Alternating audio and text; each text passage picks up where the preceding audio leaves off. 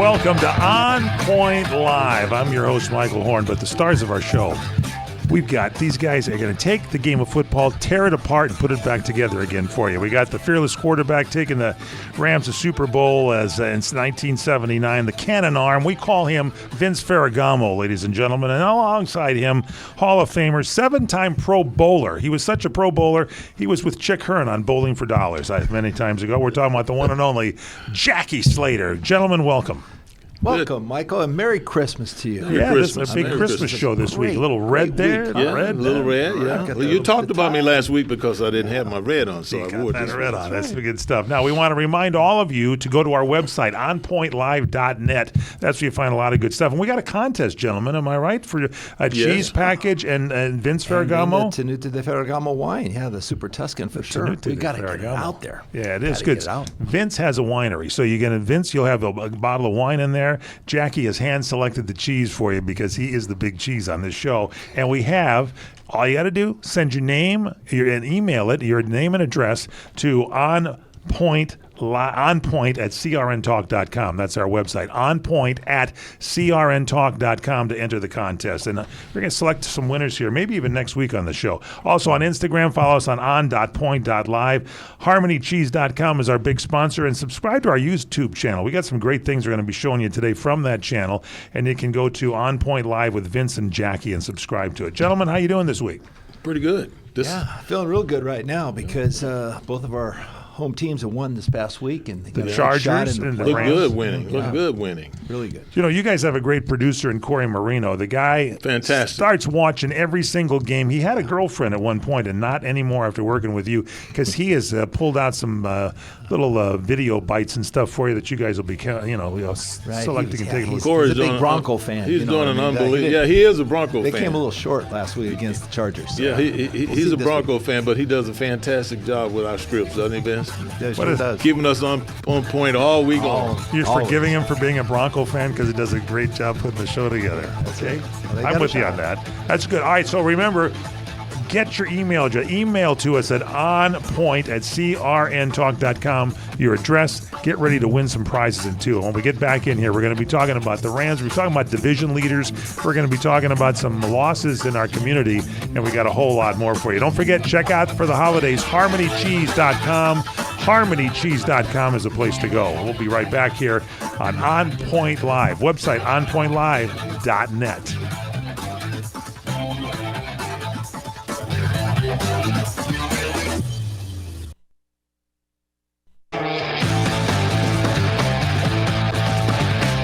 Welcome back on Point Live.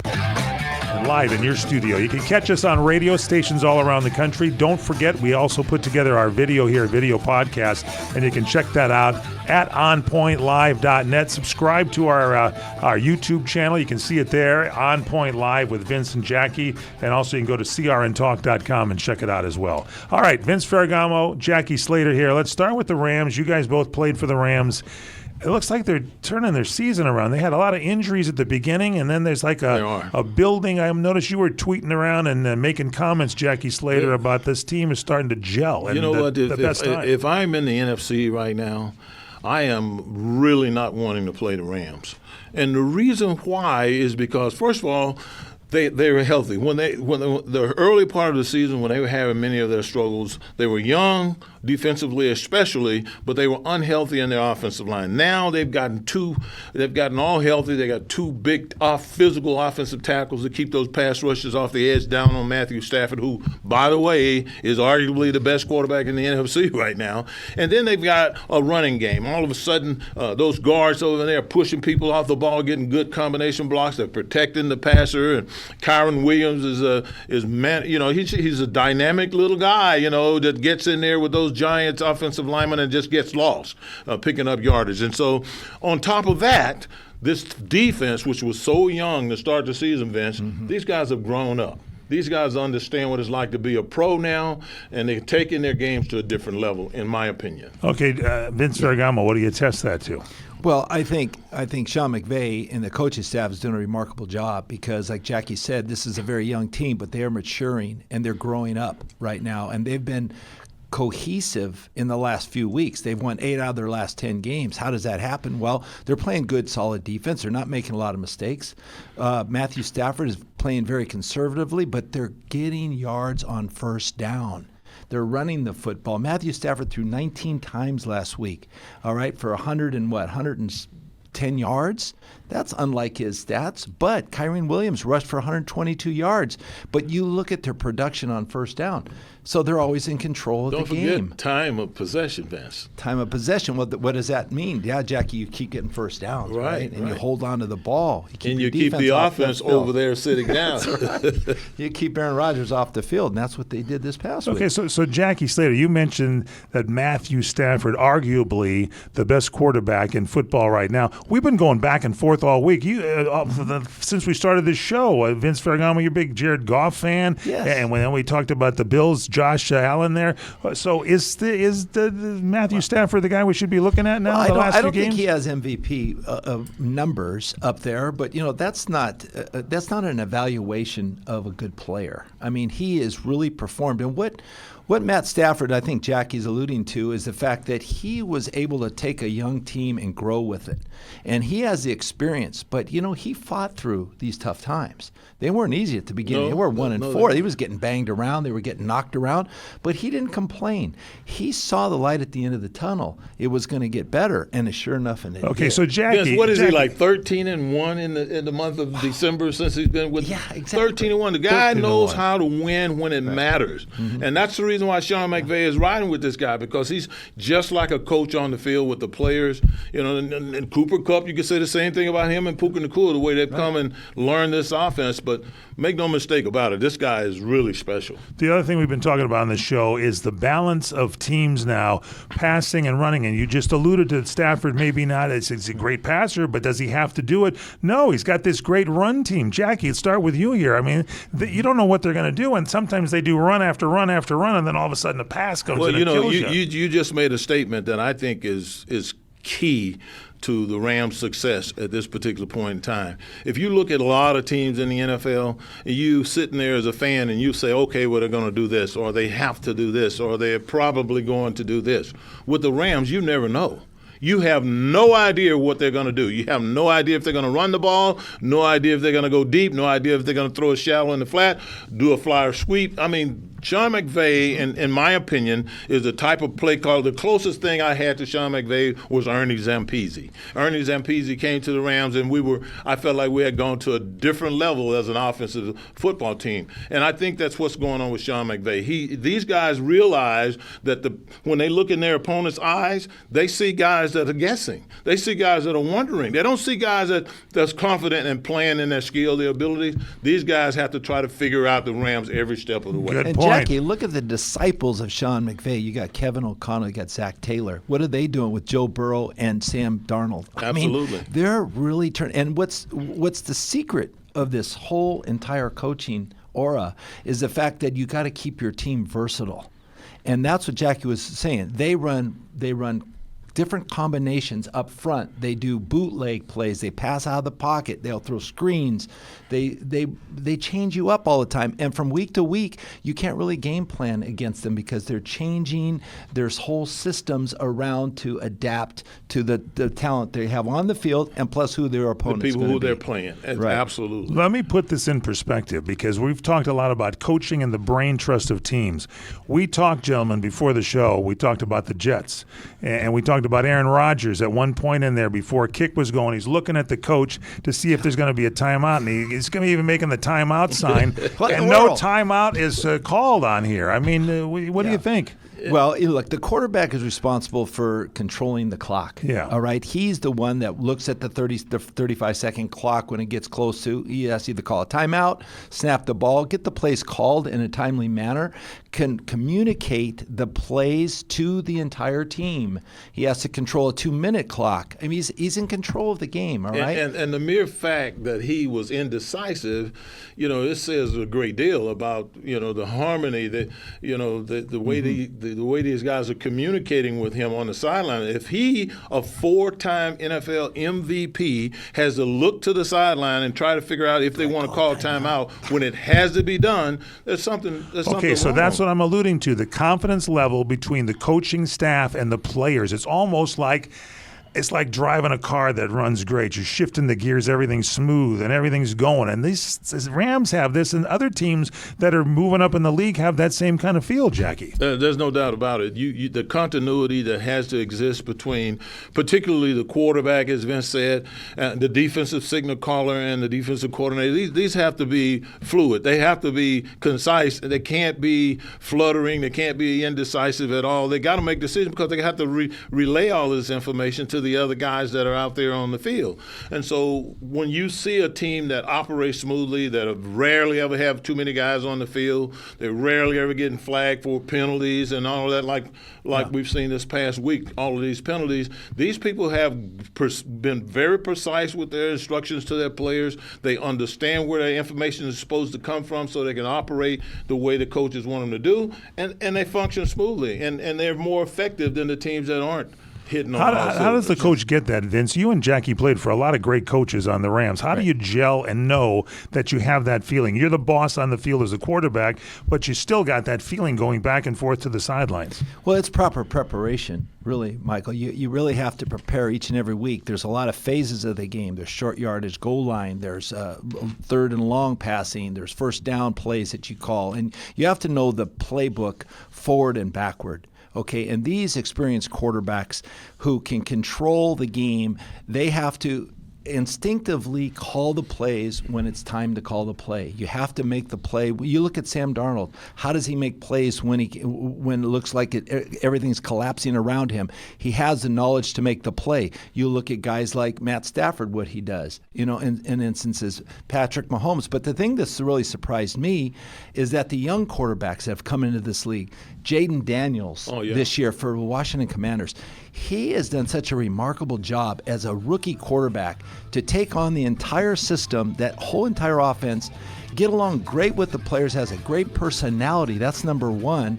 But he is calm in the pocket, and he leads his team from behind. Last week against the number one defense in the NFL, the Eagles, they get 2 touchdowns late. One last thing about Jaden. This guy started over 50 ball games in college with some of the top universities around the country. So he's not inexperienced at all. So when we come back, gentlemen, let's look at how some of the top quarterbacks are stacking up now as they go into the playoffs, okay? Not just quarterbacks in general, but guys going ready for the playoffs over there. On Point Live, I told you, these guys, they rip it apart, they put it back together by the time the commercial break comes up.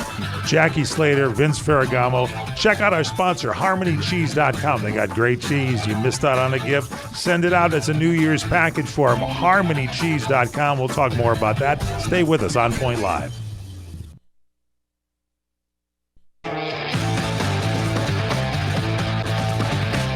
Welcome back to On Point Live. I'm Michael Horn. Stars of our show, Vince Ferragamo, Jackie Slater. These guys are pretty good analysts here as we get into it a little bit here. We want to remind you to check out our website, onpointlive.net. Check us out, our podcast on YouTube. Subscribe to On Point Live with Vince and Jackie. And check out our sponsor, HarmonyCheese.com. Instagram, on.point.live. Check that as well, too. Gentlemen, starting off here, let's go with the quarterbacks that are stacking up here in the playoffs a little bit. And Vince Ferragamo, we'll start with you. Well, there's some great ones playing right now. I think Jared Goff is at the top of this list. Just simply what he's been able to accomplish this year. He's had some near perfect games with QBR ratings in the last 2 years. He's the number 2 rated quarterback in the league, in the entire NFL. This year, he's got 33 touchdowns so far. Leads his team total points per game this year in 2024. The Detroit Lions are one of the teams to beat. But, Jackie, we mentioned how good is a team like this who's lost 24 players on their team, and they're resilient. They still come out. You don't even know you're missing guys. But you got the 49ers who have half the guys gone, and they can't win a game. It's unbelievable when you really think about it, Vince, because, if you lose 23 players, those players aren't guys who are backing up and sitting on the bench. Those are players that you're putting out there to compete against the best in the world in this game. So you have to give the head coach a lot of credit for keeping this team together. And, I was asking you this morning as we came in, I said, Vince, do you see any fall off? Do you see where are the injuries? What position do you notice that's being hampered because of these injuries? And you looked, and then you were quite emphatic. You said not a single position. I can't tell where the injuries have occurred. Well, now, David when that Montgomery went down last week, and Jamar Gibbs stepped in, rushed for over 100 yards. So that is the point right there, and that speaks to coaching. It also speaks to to Ray Agnew and the guys that are bringing the talent in there. They're bringing people in there that can be productive right now, and regardless of whether they're starters. And that's and the other thing that's got to be key, Vince, that's got to be added. You got to factor is that the attitude of these guys. They've bought into being team players. They're not individuals. They came in. They know they have a job to do. They're prepared like pros, and when they get their shots, they take advantage of it, which is the way it's supposed to be. Well, Michael asked about the quarterbacks, Jackie, but the real story is the offensive coordinators for these quarterbacks. Ben Johnson with Jared Goff, in Detroit.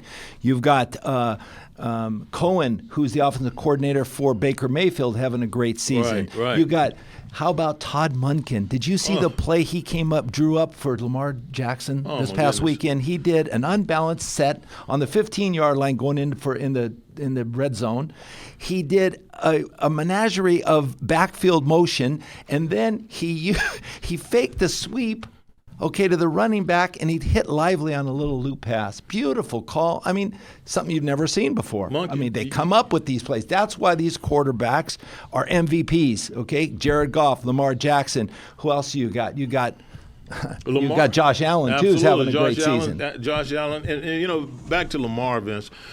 We talked about this, you and I said, Vince, why you don't like him because he's running around too much and everything. You said, yeah, Jackie, because a good quarterback has to be able to operate from the pocket. And I started noticing he was running all over the place.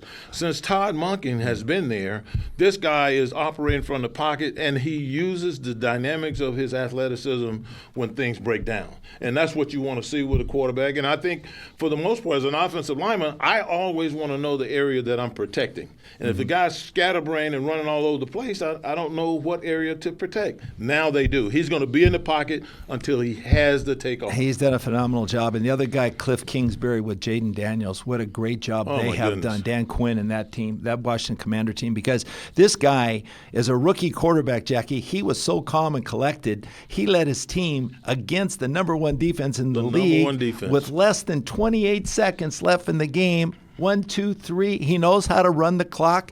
You got to manage the clock, Mike. I'm telling you, some of these quarterbacks, you can't be taught. You just have to know how to do it. You're in charge on the field. Now, you've mentioned some quarterbacks here. Jared Goff, we started with. He's 66.4 rating. He's 7th on the list here if we're going overall in the league. But he's thrown over 4,000 passing yards, 33 touchdowns, 10 interceptions. And putting up the most points. Yes, and we got Josh Allen, who's first, by the way, with a 76.7 rating, 3,395 yards. He's 11th in that category. Passing touchdowns, 23, interceptions, 5. You also mentioned Lamar Jackson, 87 passing yards, 5th overall, 37 touchdowns, 4 interceptions only. He's 2nd in the league. And you also mentioned Josh Daniels here on Washington, 33.03 in passing yards, 10th in touchdowns and 8 interceptions. Yeah, let's mention, just to round this out, Sam Darnold, you're a big fan. You mentioned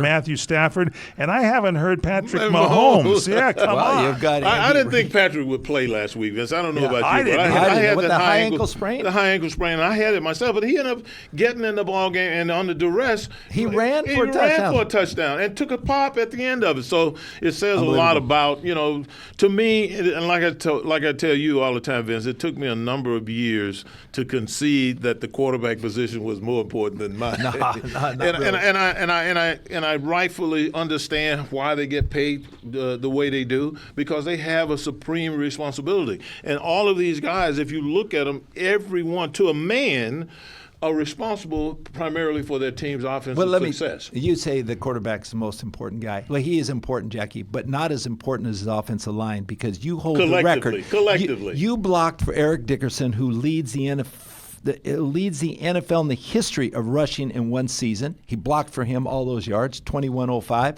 He also blocked for Jim Everett, along with Irv Pankey and Doug Smith. I mean, these guys, he threw for 336 yards to Flipper Anderson to be the only team in the franchise of the NFL to throw for that many yards in one game. Those are nice couple of records to have. Front. It starts up front. As well as you have to know your protection, you got to know where your bread and butter is, and that's what teams are doing today. Look at Saquon Barkley, what he's doing. He could win the MVP. Forget the quarterbacks. Right. If he beats Eric Dickerson's record, which has been held for how many years? 40 Jackie? years. That record has been He in place deserves for the 40 MVP years. award. Yeah, okay. And we should mention that you talked about the Vikings and Darnold. You should mention the coach there has Kevin turned that team O'Connell. around. Kevin O'Connell. If we had a video about the guys of on this, the roster, Vince? this locker room, I mean, these game balls he gave away. How about the quarterbacks? How many good quarterbacks does this guy have that he's tutoring? There's 5 of them sitting right back there. Unbelievable. 5 quarterbacks. J.J. McCarthy. Now, what do you do next year? You got to bring Sam Darnold back. I mean, this guy. I can't see him. He's messing up playing. The chemistry, but the chemistry. You asked Justin Jefferson and Addison who they want back. They're going to say quarterback. They want Sam Darnold. They want Sam Darnold. You got to keep him in. Because they're having so much success with the guy. Oh my gosh. I mean, and why? Well, I mean, Kevin O'Connell, he's a smart guy. He knows. And I can't see him making any dynamic changes from what they're doing right now. That guy's won 13 games. This is the second time he's won 13 games. And there's other teams that are going to be clearing the roster. He's got a better winning percentage at this point in his first 3 years than Bud Grant. Hey, how about these other teams like Arizona and the 49ers and Seattle? They're going to clean house. Well, they're going to because I'm going to tell you, you've been after Geno Smith in Seattle for a while. Jonathan Gannon, let me see. Jonathan Gannon at Arizona is going to say, "Hey, you guys play good this week because you got to make sure you sell yourself to some other team because you're not going to be on my team next year." Well, that's it. He's not going to have these guys. You know that as Buda Baker is the only guy they're going to keep on this team. He's special. All right, he's let me special. tell you something. But Vince, you know the rules. The only guy. You know the rules. The only guy. You know the rules. There are 2 groups of players. As the season winds down, there's the players that are motivated to get into the playoffs. They've got good records, they've got good teammates that they trust, and they believe in themselves. Then you have a group of guys that are sitting there saying, things aren't going so well here, and I better step my game up if I want a job next year. And so those guys are turning their games up. So it's a different kind of a motivation, but you're going to see some of the best football played down the stretch here simply because of those 2 reasons. Well, then you got the third category of players that refuse to play, and you got Kyle Shanahan suspending Devontae Campbell, but John Harbaugh dumps Deontay Johnson, and Houston picks him up. What does that tell you about Houston picking up a guy that refused to play for another team? Well, it says that they must need a guy mighty bad. They must have some injury issues. Is he going to play for the coach when he tells him go in? DeMeco Ryans when he tells him go in there? If DeMeco Ryan, maybe DeMeco Ryans is a young coach. Maybe he has some interaction with the guy and know the guy personally or something. I don't know. But it's rare that you'll see a coach with a team that's successful that will bring in a guy who is known to be detrimental to the healthy community of players that you're trying to have. All right, let's look at Week 17 here. We got 4 NFC division titles on the line. You got the Eagles. They can clinch the East with a win. You got the Lions can clinch a win, and the Vikings have a loss. You got the Falcons can clinch with a win, and the Buccaneers a loss, and the Rams can clinch with a win, and Seattle loss. What do you think? Well, the Rams, it doesn't matter. I mean, they're going to win it out. I mean, that's a guarantee right now because the other 2 teams are in disarray. So but in the NFC West, it was undecided as of a couple weeks ago. But now the Rams are really in the surging in the forward, driver's seat. In the driver's seat. They seat. control their own destiny. But some of the other teams, the Ravens and the Steelers, you won't know until Week 18 for that who's going to win the AFC North. Right. And then you got the Broncos and the Chargers are vying to stay in the playoff hunt. So we'll see what happens. I mean, this is a big week. They both play each other. This will be a good game. Broncos have the Bengals. Dennis, how about Bengals are in it too. How about the NFC North? You got the Lions sitting there, the Vikings sitting there, the Packers sitting there. All these teams are sitting there, with the opportunity to get into the playoffs. And I think it's probably the most competitive. It is this year. You got to be the most competitive division in the league. Yeah, and the AFC North the same way. NFC, same AFC way. North both. Same both way. Competitive. So we'll see, Mike. It's a lot of football left. Obviously, it's late in the game, but it's all coming to a head here pretty soon. Yeah, we got some. When we come back, let's look at the division leaders. You got the Detroit Lions in the north, the Eagles in the east, the Rams in the west, and the Falcons. We haven't talked about them in the south. They've been looking pretty good too. All right, we're going to take a break. When we come back, I want to remind you, enter our contest. We are giving away a wine and cheese pack. Vince Ferragamo's wine, Carissa J., along with the Harmony cheese pack. This is a once-in-a-lifetime opportunity to get it. Send us, email us. Go to onpoint@crntalk.com. That's onpoint@crntalk.com. Your name and address, email it to us. Name and address, onpoint@crntalk.com.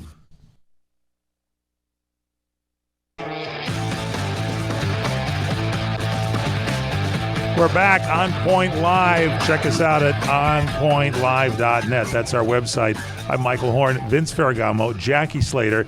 Guys, before we move along here a little bit, I just have to, we had a comment here from our producer wondering if the Bills used the Patriots to hold back some plays. Josh Allen made a statement. He said he was saving plays for the playoffs instead of going for the bye with a one seed. So I don't know about you, Vince, but the whole notion of something like that doesn't set too well with me. Why in the world would you run the risk of losing the kind of momentum that I thought they had built up to not show what you're capable of doing?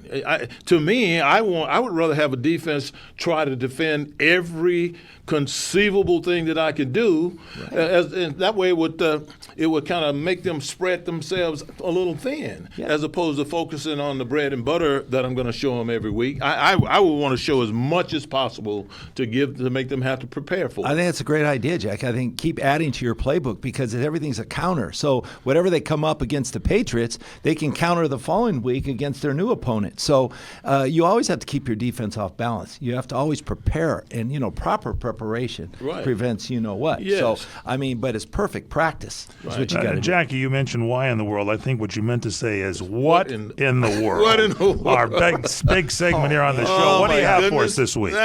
What in the world is what it's all about. Now, I'm 6'4", and I weigh 300 pounds, but this guy is 6'4". He weighs 347 pounds, and this is what he's paid to do. Vita Vea. You see him right there? Yeah. He takes this back and just squashes him at the line of scrimmage. Now, that's what we expect out of a big guy like that. What we do not expect him to do is drop in coverage, set in a zone, and then close on the guy as he catches the ball and makes a tackle.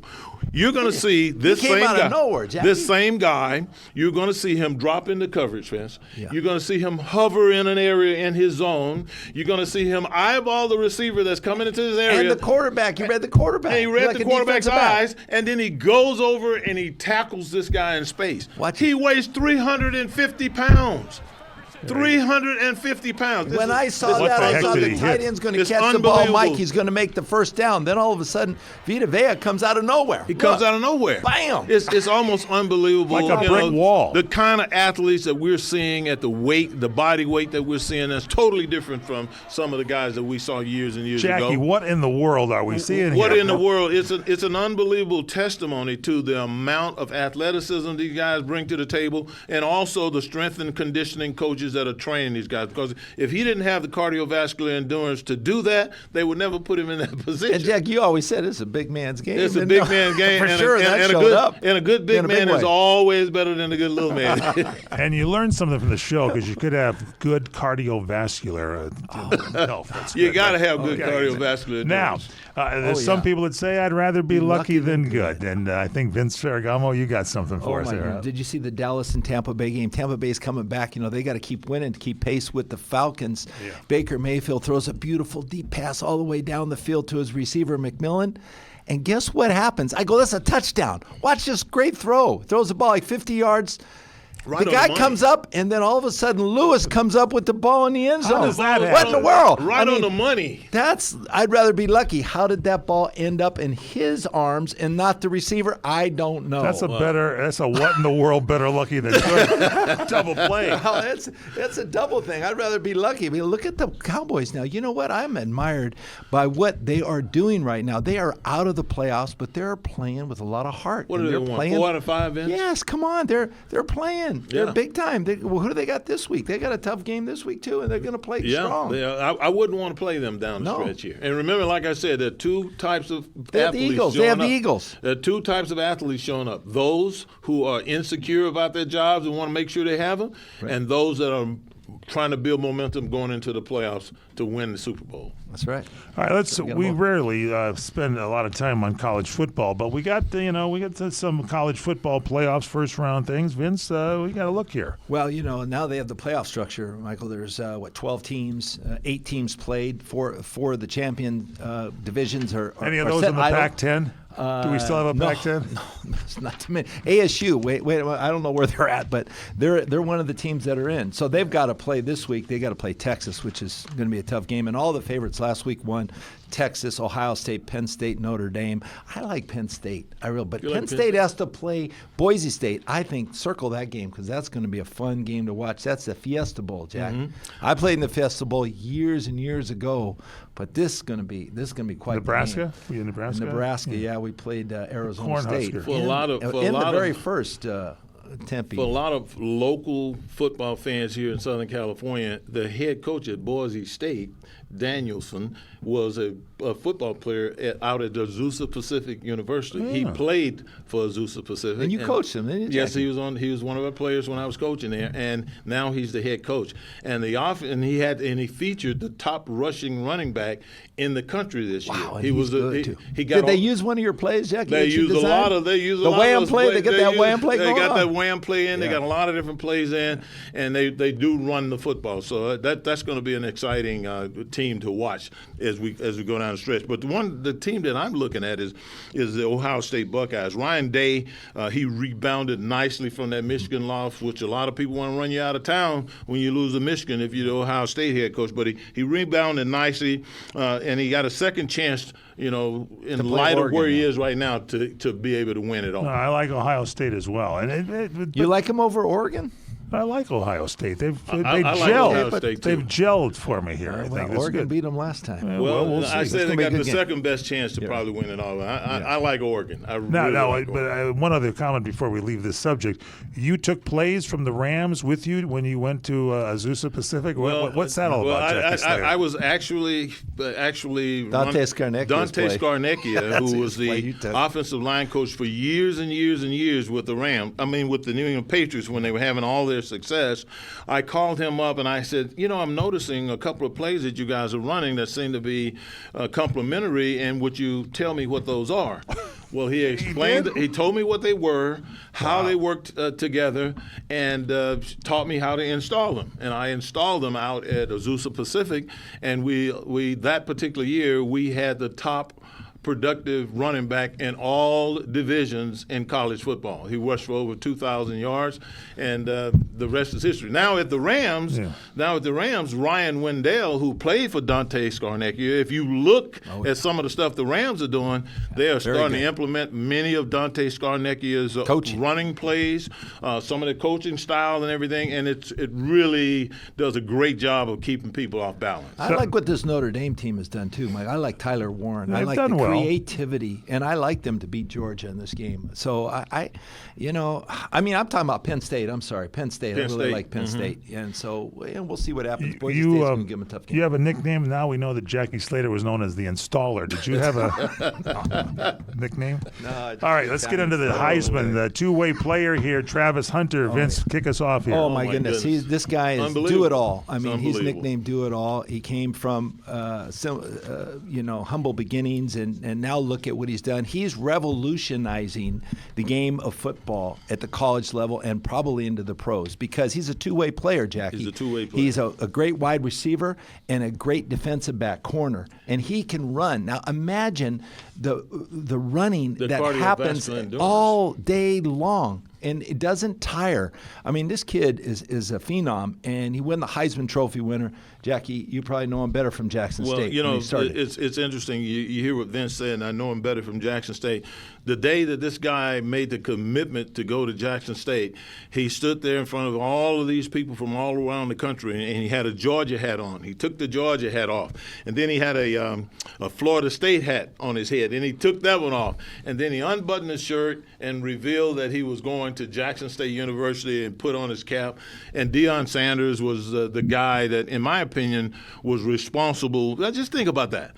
Deion Sanders is arguably the best pure cover corner that's ever played the game. One of the best. And if he goes to your home and says to you, I'm the master, and I'm going to teach you, and I think you got what it takes to be special. He convinced this young man. He convinced his mother, and he went to Jackson State for a year. He followed him on over to Colorado, and his numbers just got better and better and better. He caught 76 balls, I think, for over 1,100 yards this past year. Had several picks. He's just a dynamic athlete, and he's playing with that kind of confidence that Deion Sanders has encouraged him to instill in himself. And I can't see him not being drafted in the top 5, one of the top 5 picks in the NFL draft. And his quarterback, Shedeur Sanders, too, Jackie. I'm very high on him as a quarterback coming into this draft. And, you know, he's what made – I mean, when it was crunch time, he came up with the plays. Oh, he came up big. Travis Hunter was always on the recipient edge of his passes. So he's a great talent. He's going to be good. A unique individual that we haven't seen the likes of since the great Rod Woodson. Yeah. All right, now let's. We missed this last week, and we should talk about referee Jim Tunney. Passed away at 95. The oldest living retired referee. A loss. Man, I'm telling you, Jim Tunney. You know, as a rule, I don't care for referees that much. To be honest with you, Michael, Why? because I always have a problem with the way they call. But this guy, I never had a problem with his integrity and his calls, because when he was a referee, his integrity was above suspicion.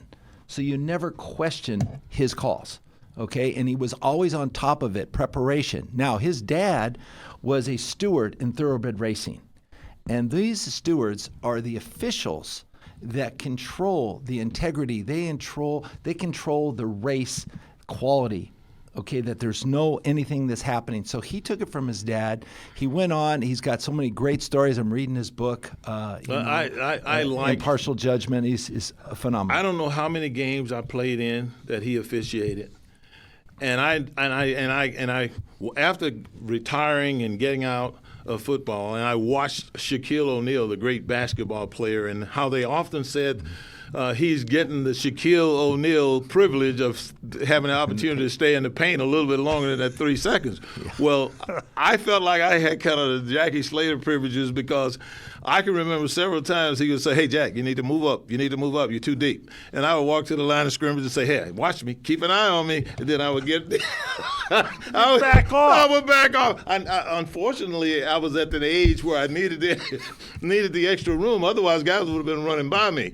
And they let me do that. But he always gave me the eye and just told me, kept telling me to get up. Right, but he never penalized me. How do you know you're on the line? How do you know when you're playing? when you as an offensive lineman, and we saw a lot of that just this past week. Several guys were illegal proceeding. They weren't. What has to happen for an offensive lineman is his helmet has to encroach the space of the center's belt. So if the center's belt is here, your helmet has to be well within that and the center's body. If it's beyond the belt, going towards the goalpost behind you, then you're So illegal. What did you do? Get a big old helmet or something to go ahead and take advantage of that? What I would do is I would go and put my head in the right spot at first, and then I would settle into the wrong spot, the more comfortable. But he spot had so for me. many stories, though. This Jim Tunney was such a great guy. Oh, And, you know, his first Super Bowl that he ever reffed was back Super Bowl in Super Bowl 11 11 against the Oakland Raiders in Minnesota. Yeah. And, you know, he got Kenny Stabler, and, you know, Stabler comes up off the ground. But you know, the purple people eaters were right there, you know, on him all the time. He says, "Can you count their players?" He gets up, dusting his pants off. He says, "What do you mean?" He says, "Count their players. They're playing with 14 players over there." Jim Tunney goes, "No way, man. No way." He was because he was getting hit. So. Oh my gosh. All right, On Point Live will continue. Our final segment coming up here. Vince Ferragamo, Jackie Slater, thanks for joining us. Enter our contest. Go to onpoint@crntalk.com. Put your name and address down there. Win yourself a cheese pack and a wine pack combined for you. On Point Live. That's here with you. And on Instagram, we're at on.point.live. And check out our website, onpointlive.net. We'll be back. Don't wander off. The final segment, we got some games to look at.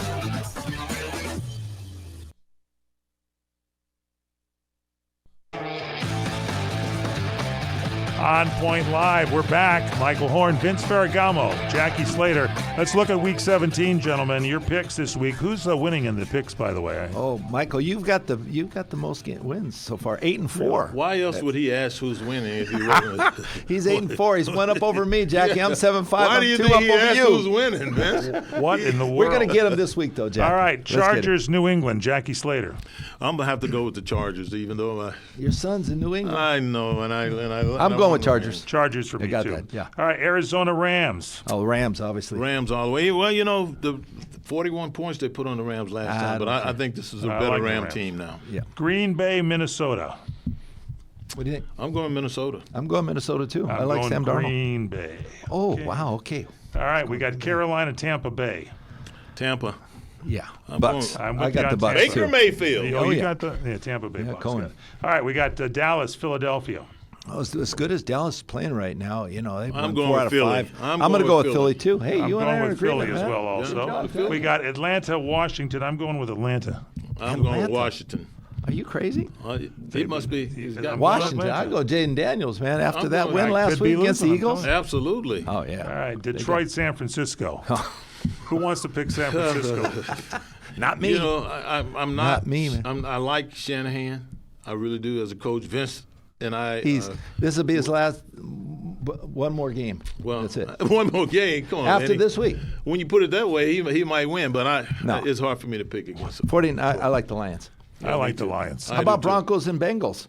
Broncos and Bengals. Bengals. That's a tough game there. Ugh.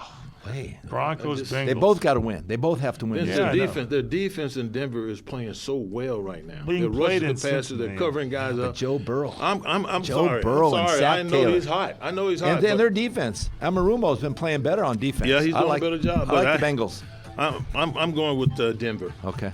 I'm going to go Denver because Corey Marino will love me Broncos all has my week. chance. All right, we got to get out of here. But before we go, passing at 65, Ricky Henderson, the stolen base king for Major League Baseball. It's a Unbelievable. loss. Oh, man, he Unbelievable. would steal so many bases, and he made it look so easy, Jackie. And it just everything he did was just like turned to gold. It was unbelievable. 1,406 stolen bases in a career. This guy, he led the league in steals in his first 7 full seasons. Think about that. That's our show, And then everybody. when Shohei had 59, he had 66. Check He had us out. 39. OnPointLive.net. Check it out. We'll see you next week. Thanks so much for being with us. OnPointLive.net.